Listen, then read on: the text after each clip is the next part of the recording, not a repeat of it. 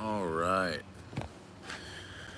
Well, I got fucking 10 minutes now, so I figured I would make this video. This is kind of like what to do when your life becomes unmanageable. From what? It doesn't really matter. Life can become unmanageable in a whole bunch of different ways. I mean, there's a lot of different reasons that someone's life can become unmanageable. You know, could be because of addiction, health, relationships, job, you know, some random stuff, death of a loved one, mental health, getting a ticket. You know what I mean? Anything could really make someone's life unmanageable, but it's kind of like, what do you do when that happens? Like when you identify that, well, the first thing that you got to do is admit that your life is unmanageable. When a car that needs to be restored doesn't go around trying to act like it is a brand new vehicle. It has to, you got to look at what needs to be done just to get started. So, what exactly is unmanageable? Is it everything? Is it just your health? Do you have an addiction? Do you got bad people in your life? Are you depressed? What is the problem? So, you know, that's like the first thing that you got to kind of do is, so what could be wrong? Are you getting enough? Now, this is basic stuff, but things to consider. Are you getting enough sleep, drinking enough water, eating too much food, not enough food? Like quantity and quality matters. Are you eating too much, not enough, drinking too much, not drinking enough? Water, that is, obviously you could drink too much sugary drinks. Like, what are you doing? Is the quality that you're having too much sleep, good quality sleep, you know, good quality relationships, good quality living environment, good quality, clothes, you're taking care of your hygiene and things like that, that's important. So, what is your problem getting in the way of those things, Then let's see. That's one part. Or is it getting in the way of your other responsibilities? And what are other responsibilities that people have?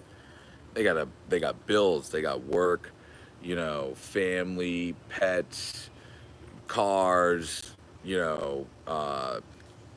chores inside the house, outside the house, you know, a ton of stuff, dude. Medications, appointments, grocery shopping, cooking, commuting. Dude, just then if you got other relationships like you're married or you got pets or you got all these things. If is your problem getting in the way of those? Or is your problem getting in the way of, is the unmanageability outward or is it inward? These are all for the most part, outward things. Is your life unmanageable because of, or is, are these parts of your life unmanageable you know, because things are falling apart, or is it because you think things, your belief system about the world is messed up? So it's one of two things: either some outward problem, health, relationships, like those things I just described, or it's a belief system. I believe something, and that's what's making my life unmanageable.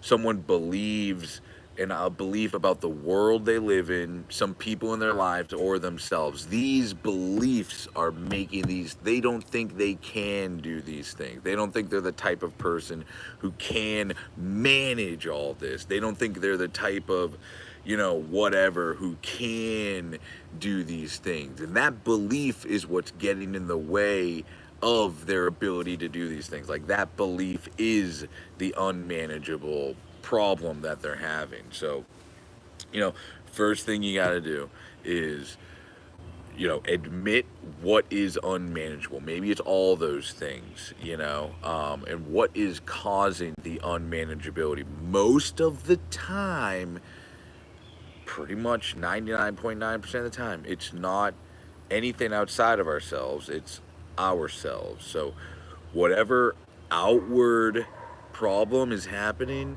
is just an indicator of our own powerlessness over the problems that we are having. So, uh,